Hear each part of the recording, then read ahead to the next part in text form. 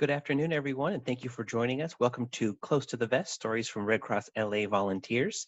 To all of you joining us on Zoom today, welcome. If you have any trouble connecting at any point, you're also welcome to view today's presentation live on our Facebook page at facebook.com/redcrossla. And those of you watching on Facebook, hello and welcome. There are links in the event as well if you wanted to switch over to Zoom for any reason.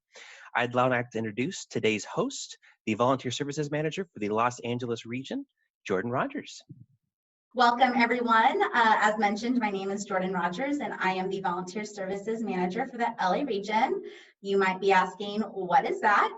I support all of the volunteers throughout their Red Cross journey in Los Angeles. So that's from navigating the Volunteer Connection portal to finding the best volunteer opportunity, to supporting departments and volunteer supervisors on their efforts in engaging, developing, and recognizing their volunteer teams, and really everything in between.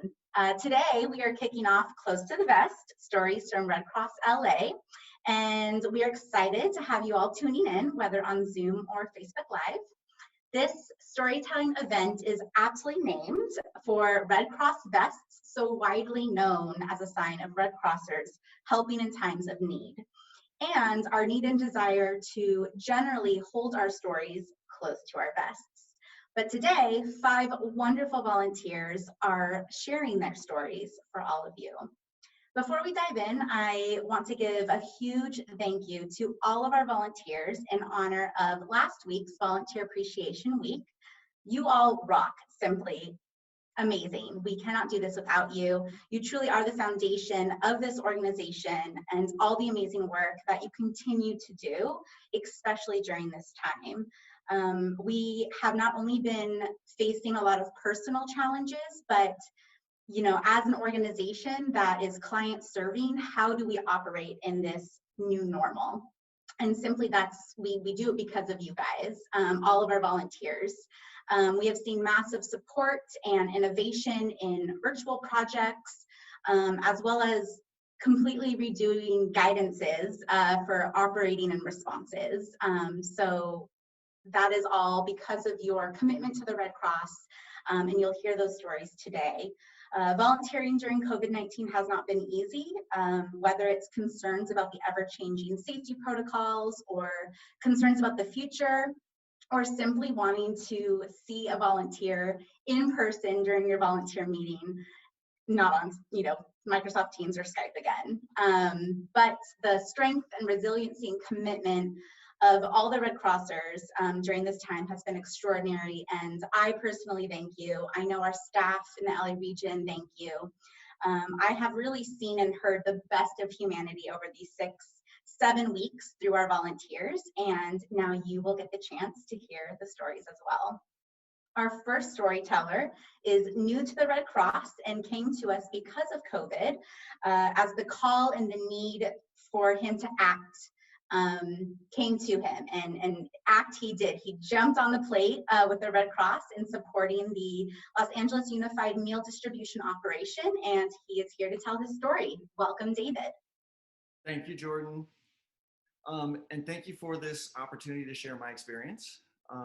I've been volunteering with the Red Cross at a food distribution center on a Los Angeles Unified School District campus since the stay-at-home order was issued in March.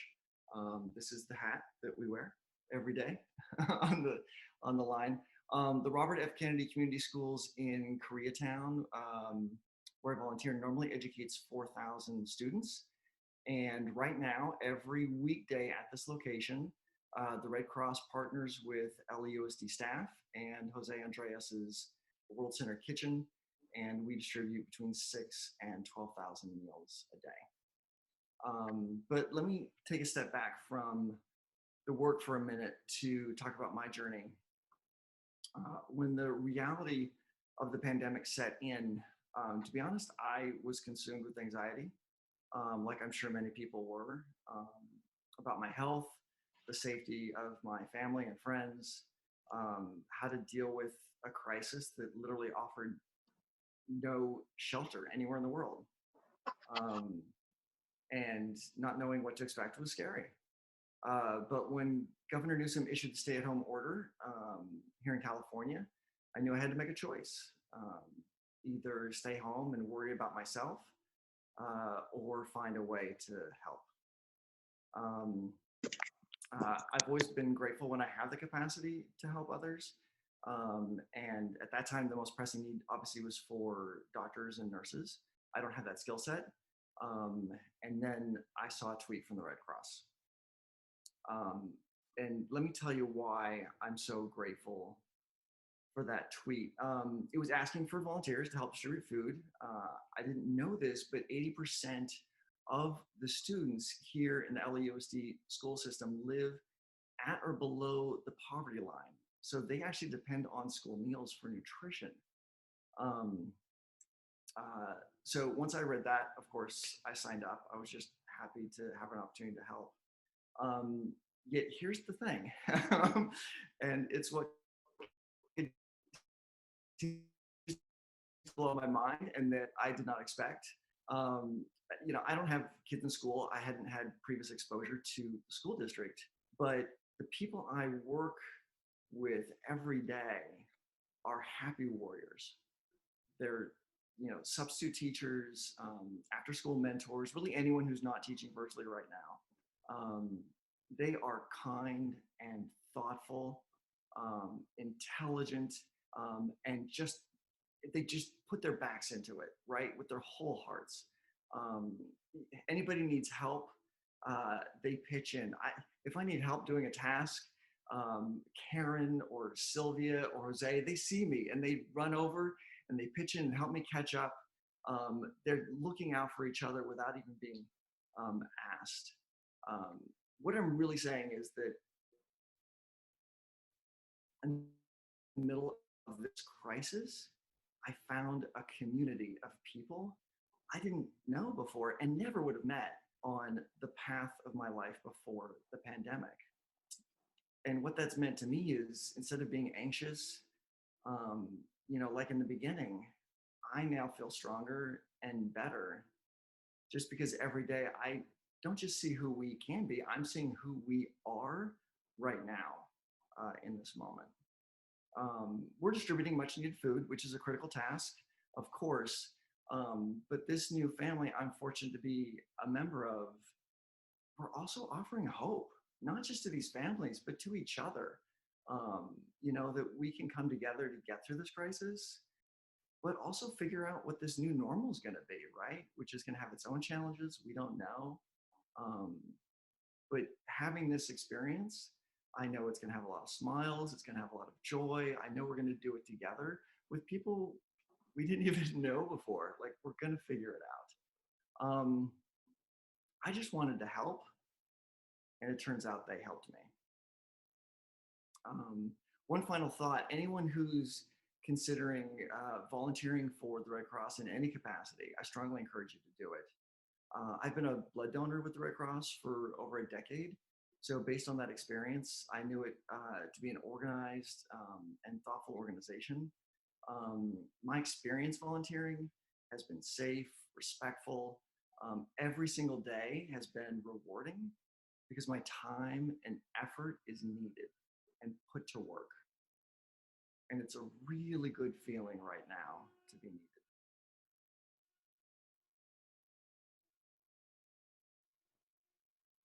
Thank you so much, David, for sharing your story and for your time and for stepping up when you were called to and joining our Red Cross family. I love that you really just started as a Red Cross volunteer and you've already had these moments. That rings so true for a lot of our long-time volunteers as well. And it was so easy. You just saw a tweet, you logged in, and now you're part of the team. And your Happy Warriors quote really sticks with me. I carry that with me. I love that you use that term. So thank you for sharing your story. We really appreciate it and having you on our team. Thank you, Jordan. Our second storyteller today is one of those longtime Red Cross volunteers. She's been heavily involved in our disaster services department, as well as many other programs and departments that she supports.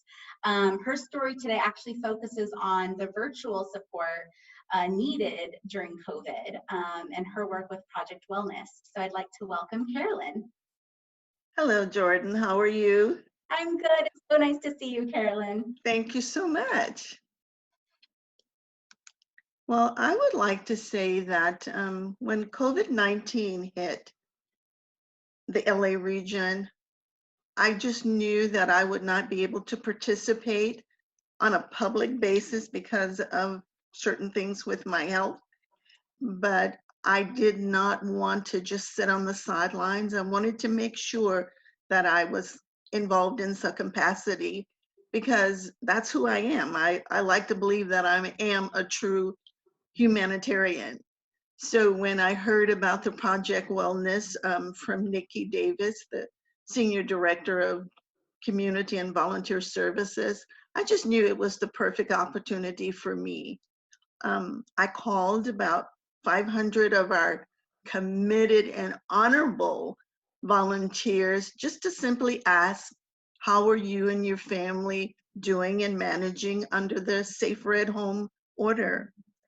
I also would start my conversations off with, I am calling on behalf of our regional CEO, Jerry Barrios of the American Red Cross, and he wants you to know that you are in our hearts and on our minds. And we never forget our wonderful and dedicated volunteers. And whether it was direct conversation, voicemails, text messages, or emails, it was a very rewarding task. We shared with each other in conversation on how we were spending our time, whether it was cooking, sewing, reading books, building social contacts. The kids were online with their classes and studying for SATs and trying to choose a college or university for the fall. And there were some searching for jobs, and others were learning new musical instruments. And in fact, I was able to help out one person with a job lead and others a lead toward learning a guitar, because Fender.com is offering 3 months free for 1 million people. So free lessons for 1 million people. So I'm hoping that they all were true and we're getting in on that. Also, I was able to speak words of comfort to one of our youth volunteers. She had an aunt who was on a ventilator in another state because of the virus, and spoke words of comfort and how together she and her family could be and just believe, you know, for the best. And I promised her I would pray in my prayer time personally for her aunt before going to bed, and I did. I kept that promise, and that was wonderful that she was able to share. I even gave her the phone number for our disaster mental health, just in case the family needed to speak to, you know, address that.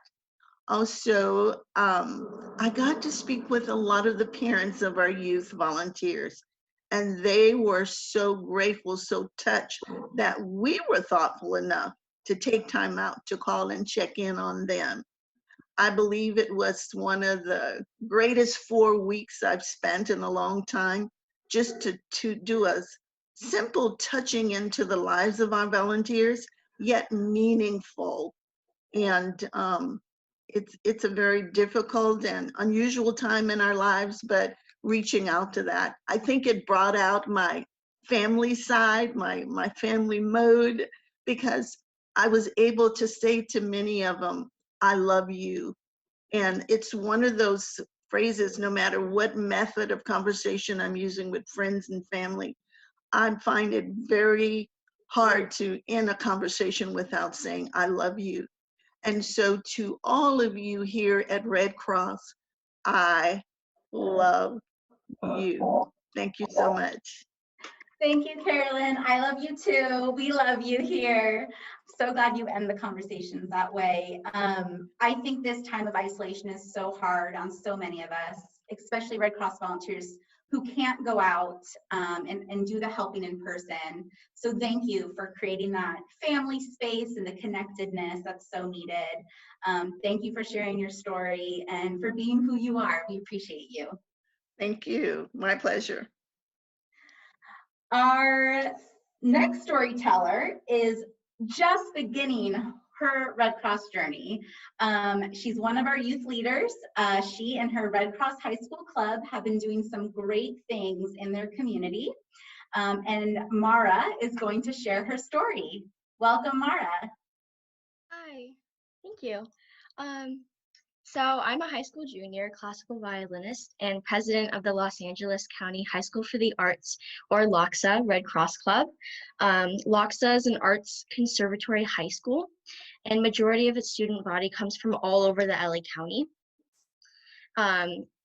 It was initially devastating because I was no longer able to perform and rehearse with my friends.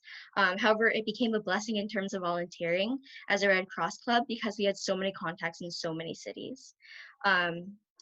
Zoom meetings and having our student body scattered all over the county, like I said, became key factors that helped push our high school Red Cross Club to successfully fundraise $1,000 for LA County hospitals. At first, we didn't think it would work. We were really hesitant, and there was so much information every single day with the news that seemed like a risk. But with the students in my club from Santa Monica, Pasadena, Glendale, Monterey Park, and downtown LA, we were able to reach out to various hospitals and see if we could be part of the solution.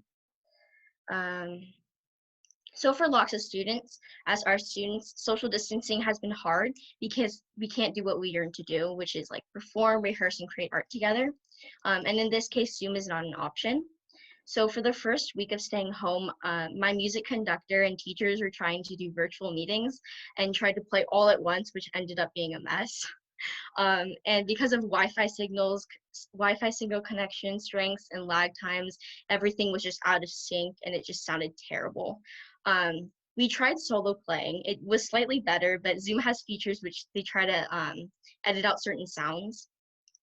But for a few weeks, we didn't know what to do and we were stuck. So my vice president, Jasper Chan, and I, we were able to raise money. We wanted to fundraise for LA County hospitals, and ask if they had any small goods we can purchase, like paper lunch bags, trash bags, and donating to PPE supply distributors, because right now it's harder for the public to purchase these PPE supplies.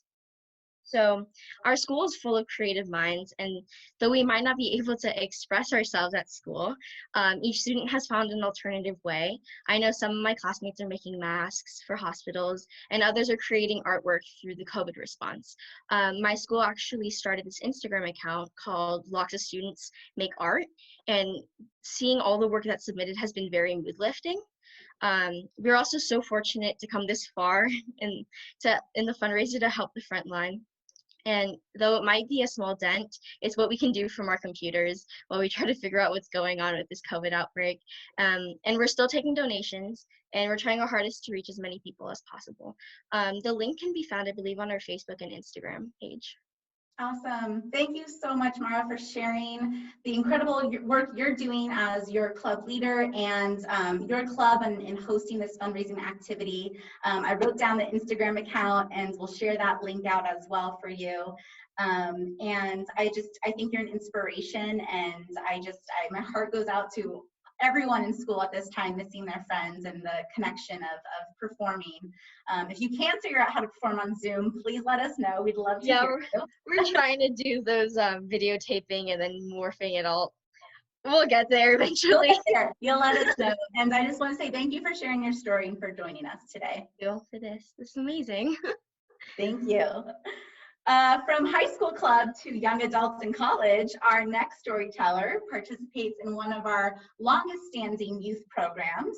And his story is reflecting how COVID has really impacted their way forward and what does that look like. So I'd like to welcome Hayden.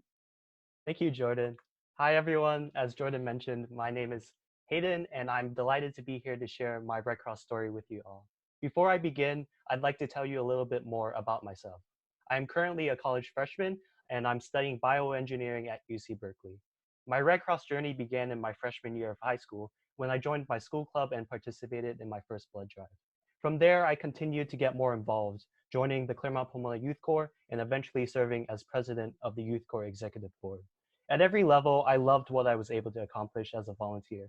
The American Red Cross's many humanitarian initiatives enabled me to make a direct and measurable impact within my community, from installing smoke alarms during home fire campaigns to teaching young children about disaster preparedness.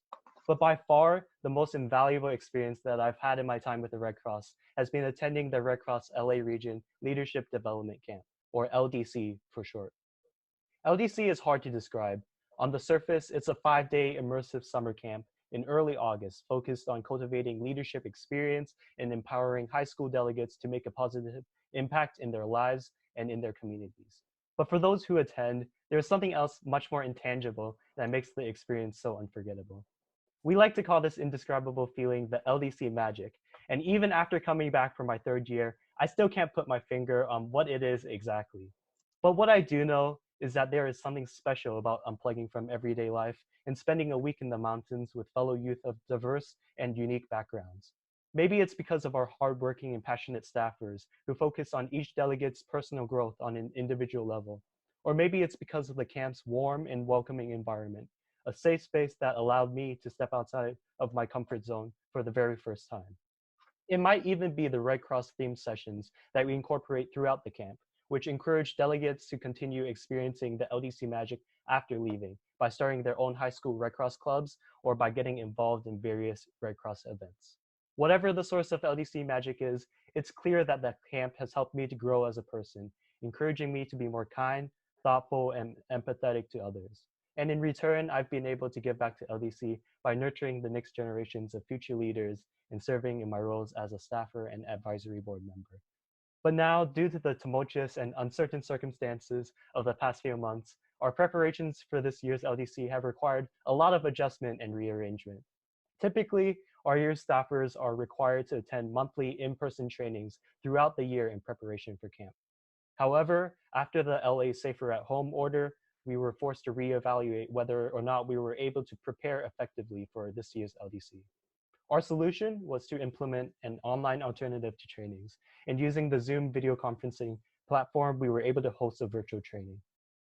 Pushing through the technological limitations we faced, we presented informational PowerPoints, created breakout rooms to facilitate our practice, and even ran through some realistic simulations of camp scenarios.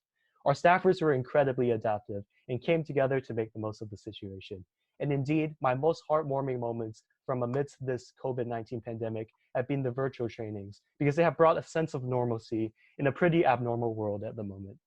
Although many of our youth staffers aren't able to directly volunteer with the Red Cross's COVID-19 relief efforts, it has been great to be able to stay connected through our shared passion in the American Red Cross.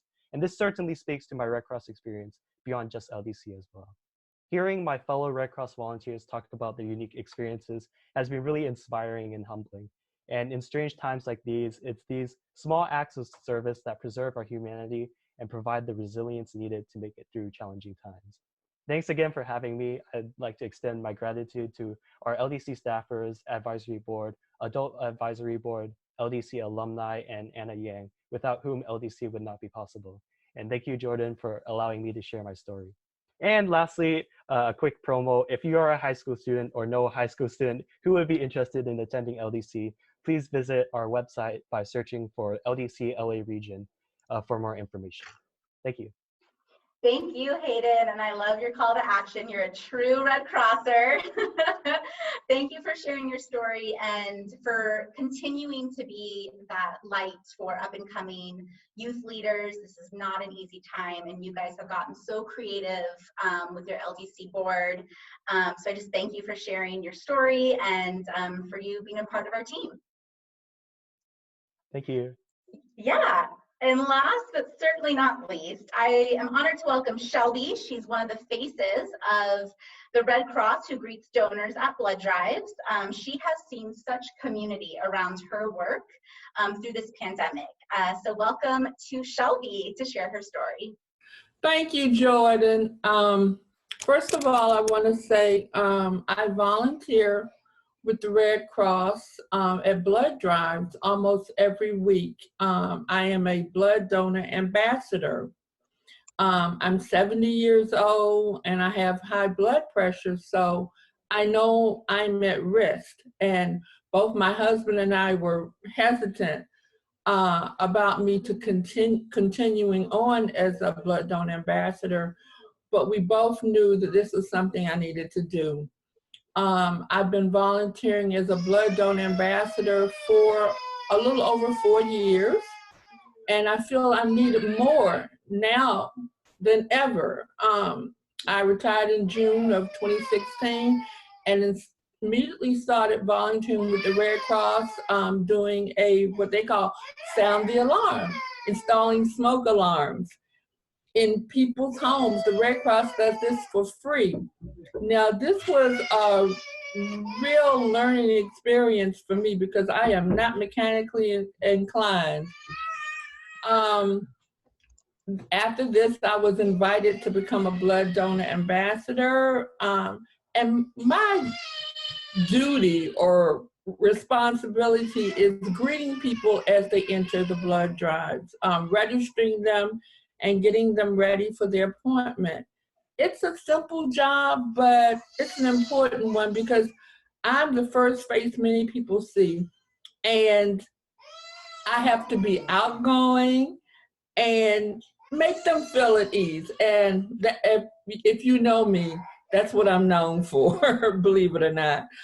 When the coronavirus hit, I continued to volunteer because I knew that a warm, friendly face could be the difference between someone staying or going home. People were, even though they were in good health, they were still feeling stress, and they're still feeling stress.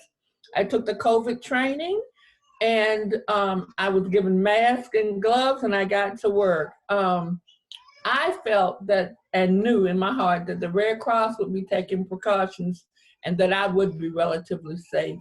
The first event I worked at since COVID hit was at a blood donation community event in Downey at the Promenade, which is an outdoor shopping center. We used a vacant store.